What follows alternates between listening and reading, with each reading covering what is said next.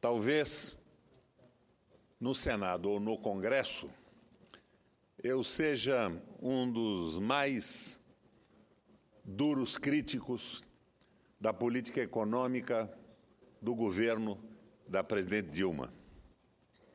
Talvez mesmo eu seja o mais duro crítico da política econômica do governo, uma vez que venho sustentando a existência de erros e de ineficácias há muitos anos já. Se o nosso regime fosse parlamentar, eu estaria trabalhando para tirar o crédito do governo central e mudar o ministro e o ministério.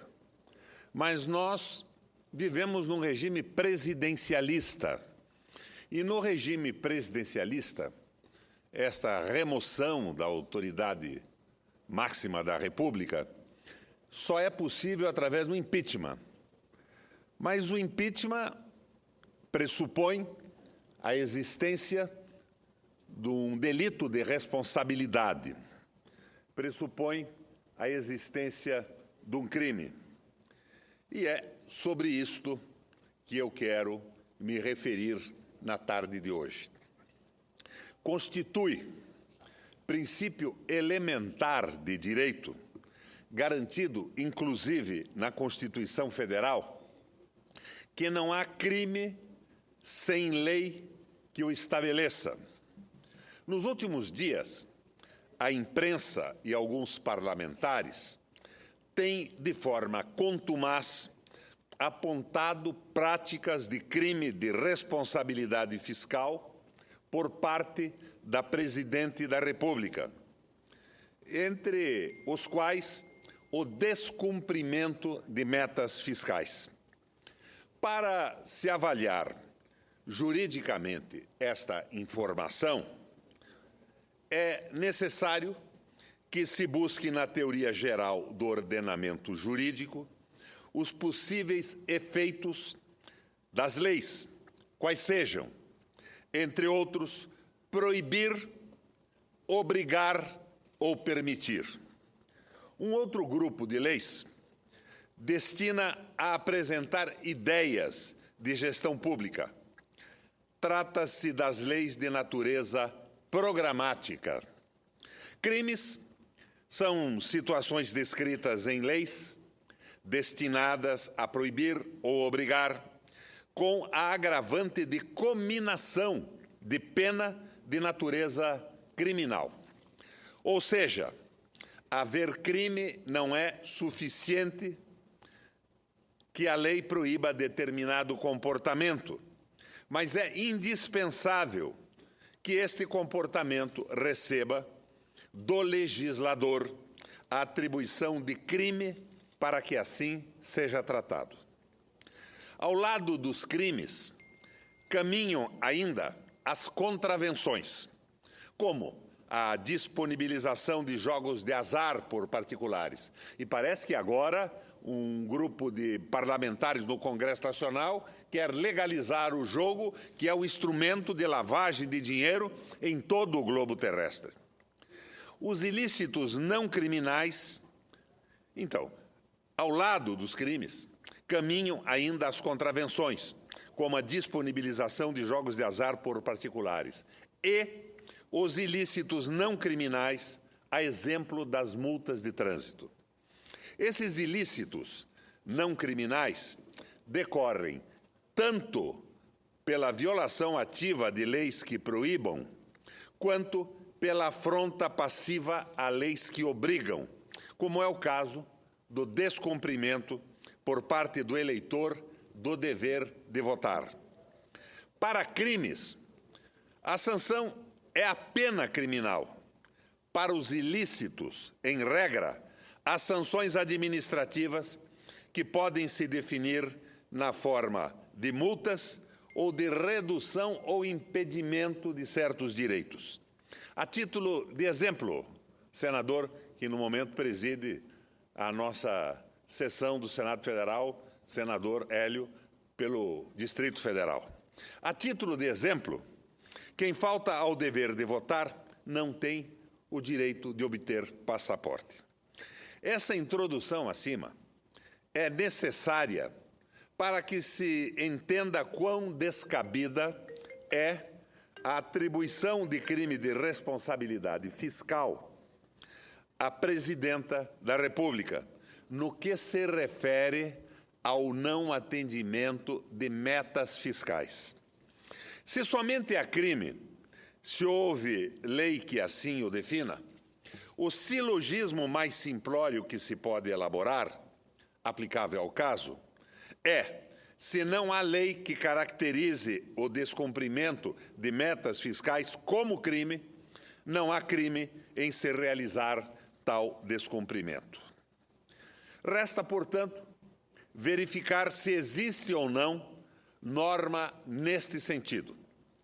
No âmbito da Constituição Federal, somente há um único dispositivo que cita a meta fiscal, o artigo 166, parágrafo 17, que se limita a determinar a redução da obrigatoriedade de execução das emendas parlamentares nos casos em que se vislumbre o não cumprimento da meta de resultado fiscal estabelecida na Lei de Diretrizes Orçamentárias. E é apenas o que existe. Configura-se, portanto, mero texto permissivo de não execução de emendas na hipótese aventada. O conceito de meta fiscal decorre do parágrafo 1º do artigo 4º da Lei de Responsabilidade Fiscal, que obriga ao Executivo a encaminhar ao Congresso Nacional, junto com o projeto de LDO, o anexo de metas fiscais, em que serão estabelecidas metas anuais em valores correntes e constantes relativas a receitas, despesas, resultado nominal e primário. No parágrafo 2º do mesmo artigo 4º, a Lei de Responsabilidade Fiscal determina ainda que aquele anexo contenha: 1. A avaliação do cumprimento das metas relativas ao ano anterior. E 2. Demonstrativo das metas anuais, instruído com memória e metodologia de cálculo que justifiquem os resultados pretendidos, comparando-os com as fixadas nos 3 exercícios anteriores e evidenciando a consistência delas com as premissas e os objetivos da política econômica nacional. Do mesmo modo, a Lei de Responsabilidade Fiscal exige que o projeto de lei orçamentária anual contenha, em anexo, demonstrativo da compatibilidade da programação dos orçamentos com os objetivos e metas constantes do anexo de metas fiscais. Alguns outros poucos textos da Lei de Responsabilidade Fiscal utilizam o conceito de metas fiscais como parâmetros para alguma norma, mas nunca estabelecendo qualquer obrigatoriedade de cumprimento de metas. Ao lado desta realidade, o parágrafo 4º do artigo 4º determina que a cada 4 meses haja audiência pública na Comissão Mista de Orçamento, em que o Poder Executivo deverá demonstrar e avaliar o cumprimento das metas fiscais de cada quadrimestre.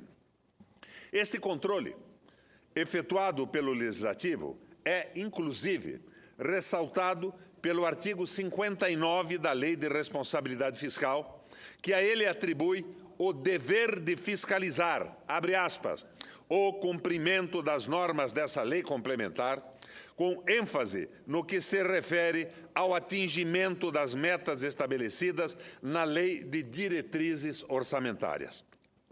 Prevê ainda a Lei de Responsabilidade Fiscal que a concessão ou ampliação de incentivo ou benefício tributário, da qual decorra renúncia de receita, bem como a criação de despesas obrigatórias de caráter continuado, deverão ser justificadas com demonstrativo de que tais ações não afetarão as metas de resultados fiscais. Estes casos são exemplos de situações em que as metas fiscais são parâmetros para o estabelecimento de efeitos normativos de disposições legais, sem que haja qualquer imposição de cumprimento de tais metas. A Lei de Responsabilidade Fiscal, no entanto, quando de sua aprovação, provou ser norma menos que perfeita, uma vez que criava uma série de obrigações e proibições para cuja violação, ainda que se caracterizasse como ilícito, não havia qualquer caracterização como crime, e nem mesmo cominação de qualquer pena, seja de que natureza viesse a ser. Assim, é que ainda no ano de sua publicação, 2000, foi proposto o projeto de lei que deu origem à Lei número 10.028 de 2000, destinada a alterar o Código Penal, a Lei do Impeachment e a Lei de Crimes de Prefeitos, além de definir as hipóteses de que denominou de infração administrativa contra a Lei de Finanças Públicas. Nela, pode-se verificar uma única alusão à matéria de metas fiscais. Em seu artigo 5º, 2º, que determina, abre aspas, constituir infração administrativa contra as leis de finanças públicas, fecha aspas, o ato de, abre aspas, propor lei de diretrizes orçamentárias anual que não contenha as metas fiscais na forma de lei. A partir daquela lei de cunho criminal, a prática das condutas nelas previstas passou a ser taxada como crimes ou como infração administrativa contra as leis de finanças públicas. A violação das demais práticas ordenadas na Lei de Responsabilidade Fiscal e não previstas na Lei 10.028 mantiveram-se, portanto, na categoria de ilícito sem qualquer cominação de sanção, não podendo delas se extrair a ideia de crime ou de infração administrativa. Especificamente, no que se refere às metas fiscais, fica evidente, insofismável, a certeza de que não há qualquer norma que exija o seu cumprimento. Não havendo norma, portanto, não há que se atribuir ao descumprimento nem mesmo a qualidade de infração administrativa contra as leis de finanças públicas, nem, muito menos, crime. Quem procura tornar crime uma conduta que nem mesmo é exigida em lei, quer se sobrepor ao legislador, desrespeitando o Estado democrático de direito e a representação popular que confere ao Parlamento o poder de legislar. Vocês imaginem que um governador ou a presidente da República, como meta estabelecida na lei orçamentária, digam que pretendem construir 1 milhão de residências para trabalhadores. Não conseguem fazer isto. Chegam ao limite de 800 mil. É evidente que isso não se constitui um crime. Uma meta é um objetivo que se deseja alcançar. Ou que, por exemplo, num anexo da lei de orçamento, se estabeleça um limite de inflação em 6%. Mas, de repente, a inflação, por uma série de circunstâncias da economia globalizada, chegue a 8%, a 10% ou a 15%. Isso, rigorosamente, não se constitui um crime. Faço aqui, para encerrar, a leitura do artigo 150. Sem prejuízo de outras garantias asseguradas ao contribuinte, é vedado à União, aos Estados e ao Distrito Federal e aos municípios. Parágrafo 2º. Instituir tratamento desigual entre contribuintes que se encontrem em situação equivalente. Proibida qualquer distinção em razão de ocupação profissional ou função por eles exercida, independentemente da denominação jurídica dos rendimentos, títulos e direitos. Isso significa que a Constituição está a exigir tratamento tributário isonômico. Por exemplo, aos dividendos de capital de uma grande empresa ou de um banco que não são tributados nem no Brasil e nem na Estônia. E que, ao invés de tributar esses dividendos, a organização tributária condene o trabalhador a impostos rigorosamente absurdos. Então, se isto é um crime em relação a uma meta constitucionalmente estabelecida, nós deveríamos ter empichado todos os governos posteriores à Constituição, Fernando Henrique, José Sarney, Itamar Franco, porque este princípio, que é uma meta constitucional, não foi obedecido. Eu sou opositor radical da política econômica do governo da Dilma Rousseff, elaborado e conduzido pelo Joaquim Levy.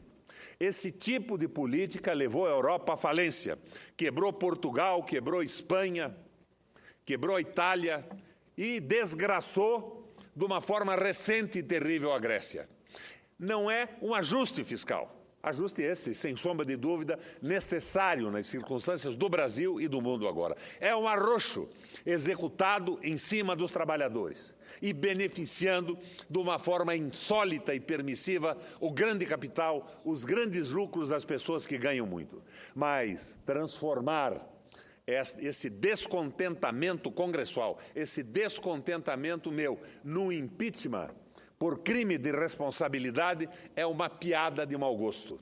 É uma jogada política do mais baixo nível possível e conduzida pelas mãos do famoso Eduardo Cunha, sobre o qual eu não vejo necessidade alguma de tecer algum comentário, porque já é sobejamente conhecido pelo Brasil. Agora, que nós precisamos mudar a política econômica do Brasil, eu não tenho dúvida.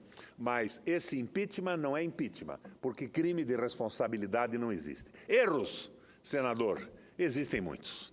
Existem muitos e eu estou há anos criticando desta tribuna os erros da condução econômica. Inclusive, nos primeiros 4 anos de meu mandato, parece que não fiz outra coisa, a não ser anunciar o que estava por suceder. Nós precisamos, de qualquer forma, mudar a política do arroxo, porque não é política do ajuste. Mas o artifício de, numa barganha, numa verdadeira briga de bugio, considerar crime o que crime não é, será uma fase que levará o Congresso Nacional ao ridículo. Pressão, sim, pressão dura, contra uma política econômica absolutamente irrazoável, que prejudica o trabalho e prejudica o capital produtivo e que beneficia às escâncaras os banqueiros, os grandes rentistas e os grandes lucros, em medidas que só acontecem, como já me referi, ao Brasil e à Estônia. Muito obrigado pela tolerância, presidente.